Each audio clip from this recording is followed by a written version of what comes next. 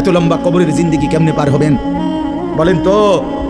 নূহ আলাইহিস সালামের জামানায় যারা মারা গেছে তারা আজ কত হাজার বছর কবরে পড়ে আছে। ইব্রাহিম আলাইহিস সালামের জামানায় যারা মারা গেছে তারা আজকে কতদিন কবরে পড়ে আছে। হ্যাঁ, আবু জাহেল আজকে কত বছর কবরে পড়ে আছে? 1450 বছর, আরো বেশি, 1450 বছর ধরে পড়ে আছে কবরে। এরপরে তো হাসরের মাঠ, এরপরে তো ফুলসেরা, এরপরে তো জাহান্নাম, আর তো রইছে। তাহলে দুনিয়ায় থাকলি কতদিন, কবরে পড়ে রইলি কতদিন? আপনি বলেন। আবু জাহেল দুনিয়াতে ছিল 800 বছর, কথা কন না?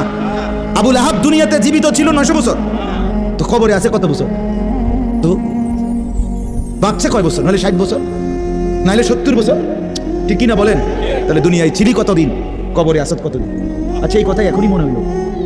হ্যাঁ, এরপরে তো সামনেটি রয়েছেই মিয়া, এখনো তো কিয়ামত আসে নাই, এখনো তো ইসরাফিল ফু দেয় নাই। একবার ফু দিবে, সব কবরে যাবে, আবার ফু দিবে, হাসরের মাঠ কায়েম হবে।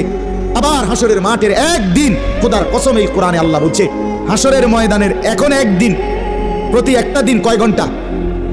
হাসরের একদিন আল্লাহ বলছে 50,000 বছর, 50,000 সানা, 50,000 বছর।